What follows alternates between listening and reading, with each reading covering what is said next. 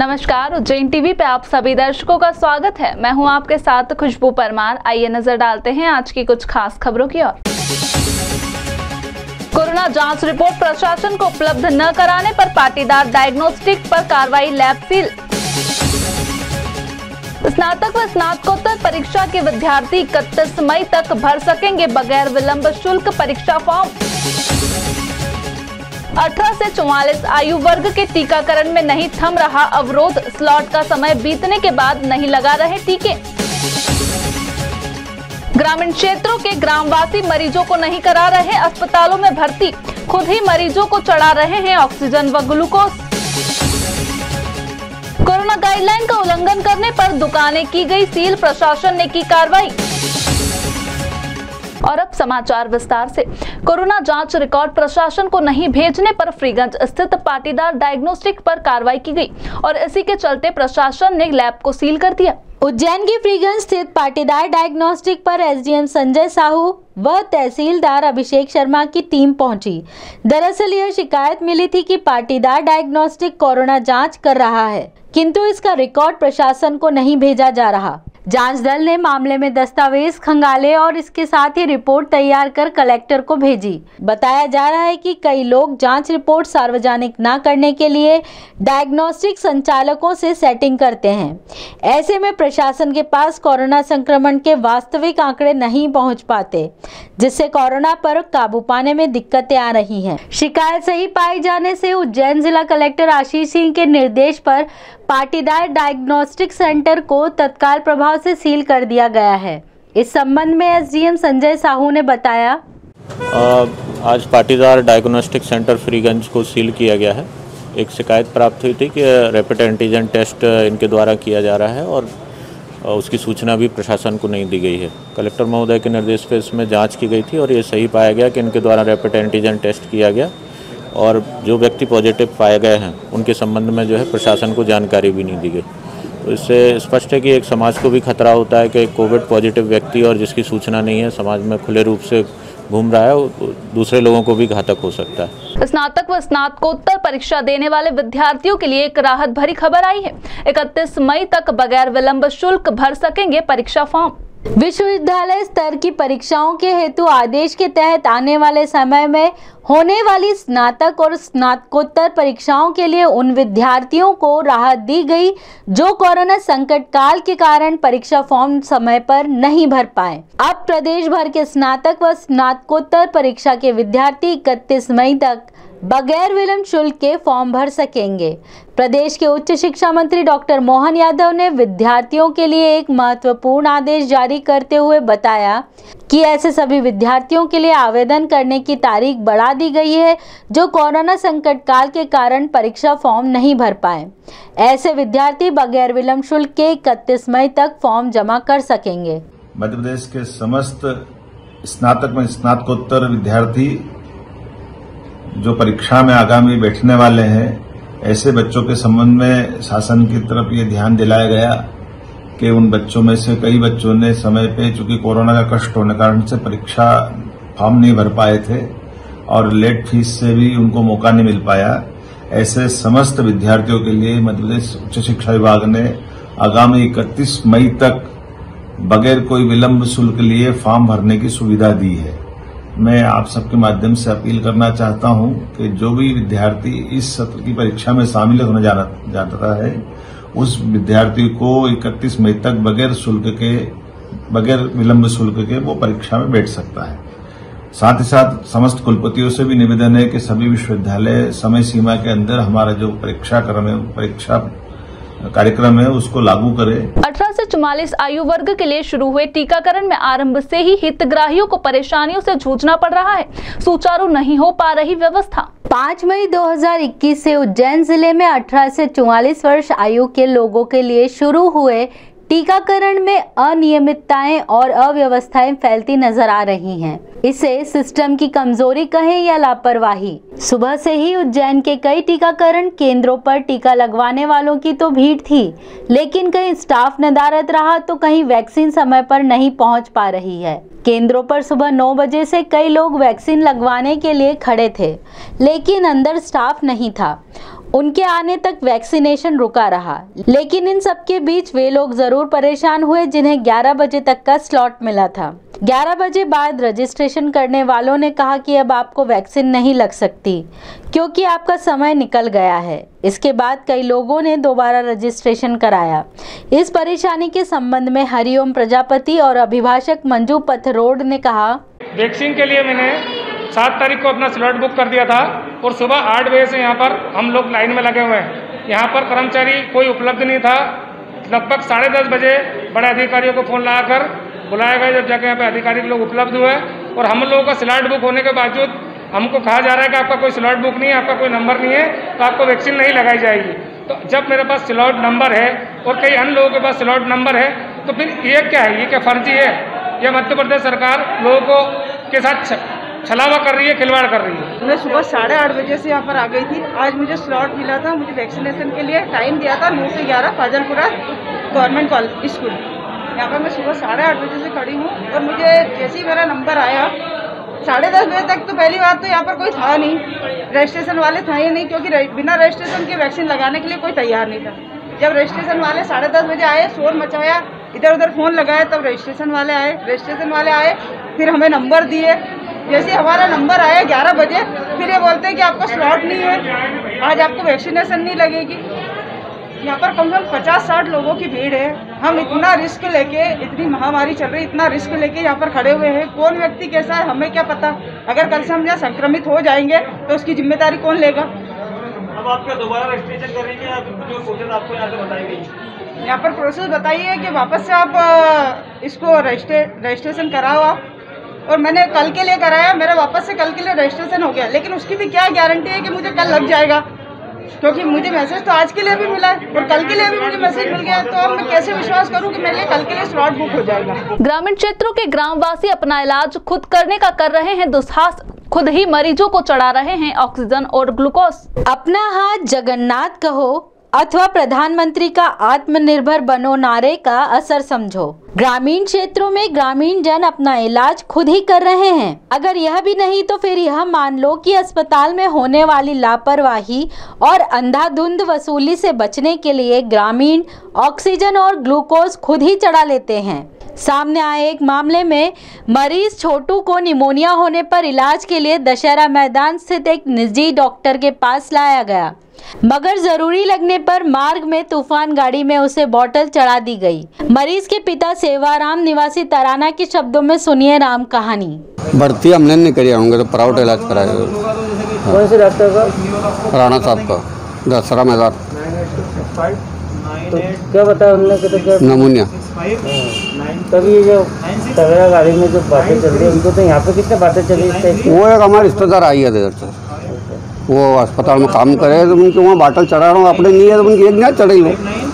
Corona guideline का उल्लंघन कर दुकानें खोलने पर प्रशासन ने कार्रवाई की, दुकानें की सील। जनता की रोजमर्रा की जरूरतें और व्यापारी की 2 पैसे कमा लेने की चाहत के कारण दुकानदार कोरोना गाइडलाइन का उल्लंघन कर दुकान खोलने का दुस्साहस करते हैं और प्रशासकीय कार्यवाही का शिकार हो जाते हैं। ऐसी ही प्रशासकीय कार्यवाही में शहीद पार्क स्थित वी मार्ट और अंडे की दुकानें खुली पाई जाने पर प्रशासन ने दुकानें सील कर दी। इसी तरह सेठी नगर में A1 बेकरी भी प्रशासन ने सील कर दी। सक्षम अधिकारी ने बताया कि जवाहर ट्रेडर्स से अनाज बेचा जा रहा था और पद्म जनरल स्टोर से कपड़ा, दोनों दुकानों को सील कर दिया गया है। आगे चालानी कार्रवाई भी की जाएगी। लोकमान्य सांस्कृतिक न्यास निःशुल्क उपलब्ध करा रहा है जरूरतमंदों को ऑक्सीजन। कोरोना संक्रमण में मरीज को ऑक्सीजन की कमी होने पर उसकी जान पर गंभीर खतरा पैदा हो जाता है। समय रहते ऑक्सीजन नहीं मिलने पर मरीज की मृत्यु भी हो सकती है। ऐसी स्थिति को देखते हुए लोकमान्य सांस्कृतिक न्यास ने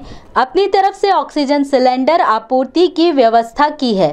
3 दिन के लिए ये सिलेंडर दिए जाते हैं, बाद में मेंटेनेंस के लिए वापस लिए जाते हैं। मेंटेनेंस के बाद फिर दिए जाते हैं।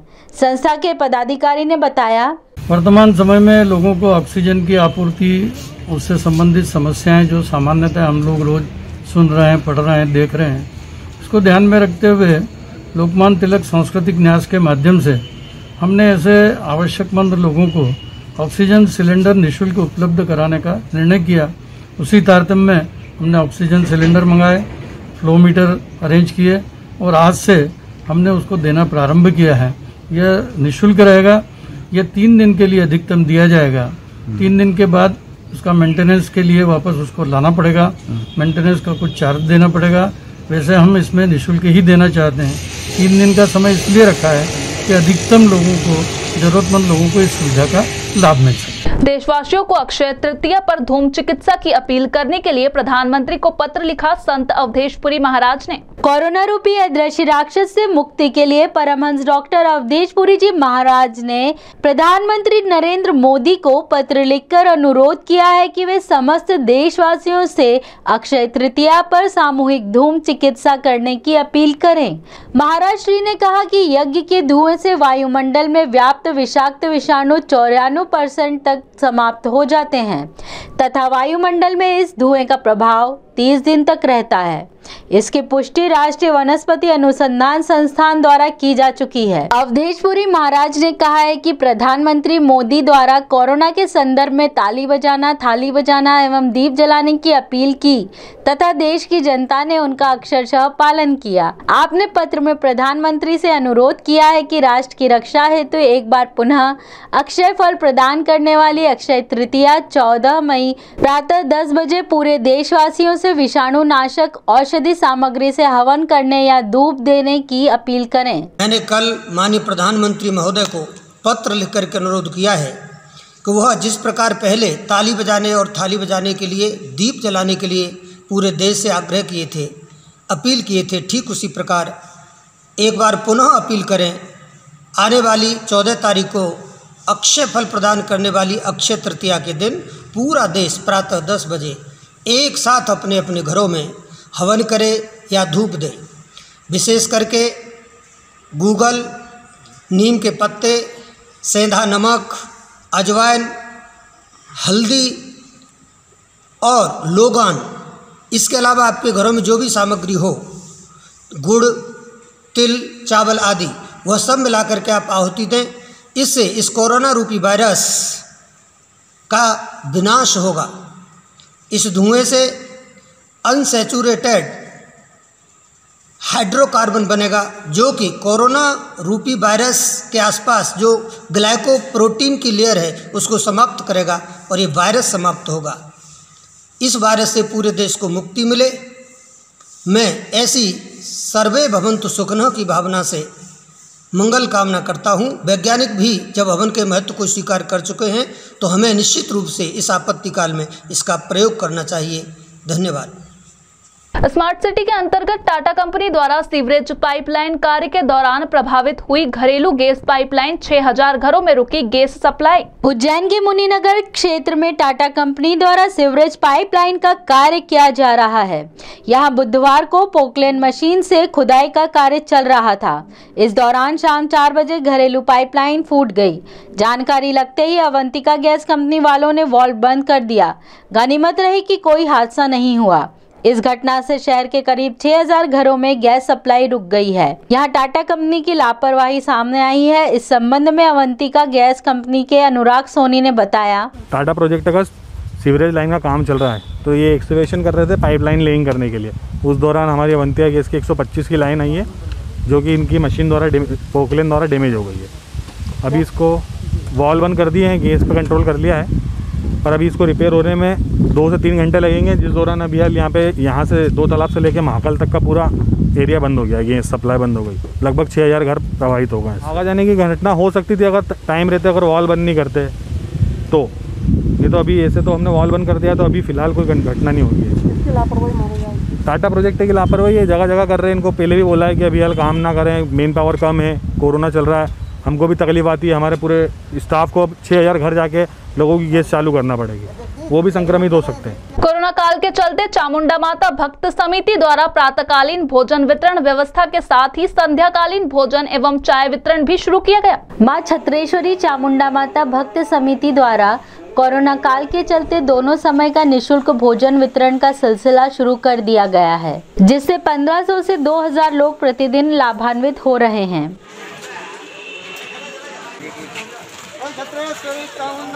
इसी परिप्रेक्ष्य में जरूरतमंदों के लिए चाय भी वितरित की जा रही है। इस संबंध में समिति के पंडित सुनील चौबे ने बताया, छत्रेश्वरी चामुंडा माता मंदिर भक्त समिति सन 2016 से ही भोजन व्यवस्था करती चली आ रही है। लॉकडाउन के अंतर्गत ज़रूरतमंद लोगों को यहाँ पर पास में रेलवे स्टेशन है, बस स्टैंड है, सिविल हॉस्पिटल है एवं कर्मचारी क्षेत्र है। इस कारण से सवेरे 1500 लोगों को हम भोजन कराते हैं। भोजन प्रसादी में सब्जी, रोटी, हलवा, खीर, बेसन का लड्डू, नमकीन आदि व्यंजनों को भक्तों के द्वारा वितरित किया जाता है। समय अनुसार शाम को भी देखते हुए चामुंडा माता मंदिर में संध्याकालीन आरती के बाद में 8 बजे भोजन व्यवस्था प्रारंभ की गई है, जिसमें करीब 800 से 700 लोगों को प्रतिदिन संध्याकालीन भोजन वितरण किया जाता है। सुबह ज़रूरतमंद लोगों को सुबह 6 से 8 बजे तक चाय वितरण किया जाता है एवं 5 से 7 बजे तक दोनों टाइम का चाय वितरण एवं दोनों टाइम का भोजन। ज़रूरतमंद लोगों को मास्क, सैनिटाइजर या जिस प्रकार की भी सूखी राशन सामग्री मदद होती है। गौरतलब है कि चामुंडा भक्त समिति में लगभग 50 सदस्य सेवा प्रदान करते हैं, जिनके लिए समिति द्वारा ड्रेस कोड भी लागू कर दिया गया है, जिससे उन्हें आने जाने में परेशानी ना हो और वे निर्बाध रूप से अपनी सेवाएं प्रदान कर सकें। इस संबंध में मंदिर पुजारी शरद चौबे ने बताया, चामुंडा माता छत्रेश्वरी माँ छत्रेश्वरी चामुंडा माता मंदिर भक्त समिति वो जो सक्रिय कार्यकर्ता है, जो फ्रंट लाइन वर्कर है, जो घर जाते हैं और घर से आगे सेवा करने के लिए आते हैं प्रतिदिन कोरोना में, तो उनको ड्रेस कोड दे दिया ताकि उनको रास्ते में कोई रोके करे नहीं और लोगों को पुलिस प्रशासन के जो कर्मचारी उनको भी ऐसा लगे कि भाई सेवा करने जाते हैं। सुबह टाइम दोनों टाइम भंडारा होता है। रोटरी क्लब ने कलेक्टर को सौंपी एम्बुलेंस, आमजन के लिए 24 घंटे निःशुल्क रहेगी उपलब्ध। कोरोना काल में एम्बुलेंस मरीजों को अस्पताल ले जाने के लिए बेहद जरूरी हो गई थी। इसी का फायदा उठाकर कतिपय अवसरवादियों ने लोगों से अनाप शनाप पैसे वसूलने शुरू किए। इस स्थिति से द्रवित होकर रोटरी क्लब ने जनहितकारी निर्णय लेते हुए एक एम्बुलेंस खरीदी और कलेक्टर के माध्यम से लोकार्पित की। यह एम्बुलेंस जरूरतमंदों को 24 घंटे उपलब्ध रह सके, इस हेतु 8-8 घंटों की 3 पारी में 3 ड्राइवर भी नियुक्त कर दिए। यह एम्बुलेंस फिलहाल उज्जैन और देवास में अपनी सेवाएं देगी। अभी जो वर्तमान परिस्थितियों में एम्बुलेंस वाले 6-6 हज़ार 5-5 हज़ार रुपये तक भी ले रहे हैं। किसी पेशेंट को अगर किसी हॉस्पिटल में जाना है तो अगर वो जाता है तो 2-2 हज़ार रुपये तक भी लोकल उनसे लिया जा रहा था। तो हमने अपने रोटरी साथियों के साथ बैठ के इसके ऊपर थोड़ा विचार विमर्श करा, तो एक प्रस्ताव ये बना कि तुरंत अपन 1 दिन के अंदर ही एक एम्बुलेंस खरीद के और उज्जैन की शहर की जनता के लिए फ्री ऑफ कॉस्ट इसको हम रन करते हैं। हमने तुरंत साहब से बात करी, उन्होंने हमको तुरंत RTO से खुलवा के हमको लाइसेंस प्रदान करा और हमने इस पूरी गाड़ी को 2 दिन में कन्वर्ट करके शहर की जनता के लिए फ्री ऑफ कॉस्ट 24 आवर्स के लिए हमने उपलब्ध करा दी। हमारे नगर के कोविड से बिगड़ते हालातों को देखते हुए नगर के प्रतिष्ठित चिकित्सकों ने नगरवासियों को कुछ हिदायतें दी। आइए जानते हैं उनकी सलाह। अभी जो कोरोना के जो केसेस जो है उज्जैन में जो संख्या बढ़ती जा रही है, उसका ये मेन कारण है इतनी कड़ाई से पालन नहीं हो पा रहा है चीज़ों का। लोग जो है छोटे से काम के लिए निकलते हैं, एक जहाँ एक देने का काम होता है वहाँ 1 या 2 लोग साथ में निकलते हैं। उसके कारण क्या हो रहा है कि जो चेन है कोरोना की जो बननी थी, जो चेन तोड़ने का जो मेन उद्देश्य था वो हो नहीं पा रहा है। उसके कारण चीज़ें क्या हो रही है कि संख्या उतनी की उतनी है। जैसे आपने देखा होगा जब लॉकडाउन स्टार्ट हुआ था तब भी इतनी संख्या और केसेस बढ़े ही जा रहा है। तो आप लोगों के माध्यम से कहना चाह रहा हूँ कि मैं कि लोगों से कि भाई जो चीज़ें हैं चेन तोड़ने के लिए जो लॉकडाउन जो लगाया था उसका मेन उद्देश्य चेन तोड़ने के लिए। तो ये अगर जब तक आप घर में नहीं रहेंगे, फालतू बैठ बाहर निकलेंगे तो हम लोग की मेहनत पूरी बेकार जाएगी। जहाँ तक दूसरी चीज़ है कि भाई अगर सिम्टम होते हैं, अभी देखने में ये आ रहा है कि कुछ भी अगर सिम्टम होते हैं तो लोग 4 या 5 दिन घर पे ही सब चीज़ें कर लेते। तो आपसे अनुरोध है अगर ऐसा कुछ भी होता है तो स्वास्थ्य विभाग ने फीवर क्लिनिक के माध्यम से आप वहाँ जाके अपनी जांच करा सकते हैं। अगर डॉक्टर को लगा तो वो ट्रीटमेंट और जो किट है वहाँ से प्रोवाइड करेंगे और साथ में अगर उन्हें लगा तो सैंपलिंग भी होगी। सैंपलिंग के बाद अगर ऐसा लगता है कि उनको होम आइसोलेशन की ज़रूरत है तो उसकी गाइडलाइन भी RIT टीम के द्वारा वहीं पे अपने घर पे ही वो पूरी सुनिश्चित की जाएगी। और उसके बाद अगर ऐसा लगता है कहीं पे क्वारंटाइन सेंटर या कोई से सेंटर में एडमिट करना है या हॉस्पिटल में एडमिट करना है तो वो भी RIT के थ्रू हम लोग एडमिट कर रहे हैं। पर सबसे ज़्यादा जो ज़रूरी है कि भाई आप घर में रहें, दूसरा जो गाइडलाइन उसका पालन करें, बराबर दूरी बना के रखें, मास्क का प्रयोग करें, ये सब चीज़ें हैं। ये थोड़ा सा ध्यान रखिए विशेष। इसी के साथ चलते हैं वेधशाला से प्राप्त मौसम के आंकड़ों की ओर।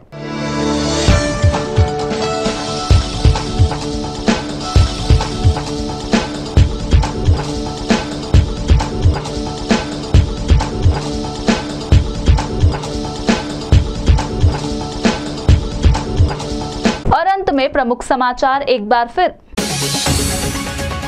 कोरोना जांच रिपोर्ट प्रशासन को उपलब्ध न कराने पर पाटीदार डायग्नोस्टिक पर कार्रवाई, लैब सील। स्नातक व स्नातकोत्तर परीक्षा के विद्यार्थी 31 मई तक भर सकेंगे बगैर विलंब शुल्क परीक्षा फॉर्म। 18 से 44 आयु वर्ग के टीकाकरण में नहीं थम रहा अवरोध, स्लॉट का समय बीतने के बाद नहीं लगा रहे टीके। ग्रामीण क्षेत्रों के ग्रामवासी मरीजों को नहीं करा रहे अस्पतालों में भर्ती, खुद ही मरीजों को चढ़ा रहे हैं ऑक्सीजन व ग्लूकोज। कोरोना गाइडलाइन का उल्लंघन करने पर दुकानें की गई सील, प्रशासन ने की कार्रवाई।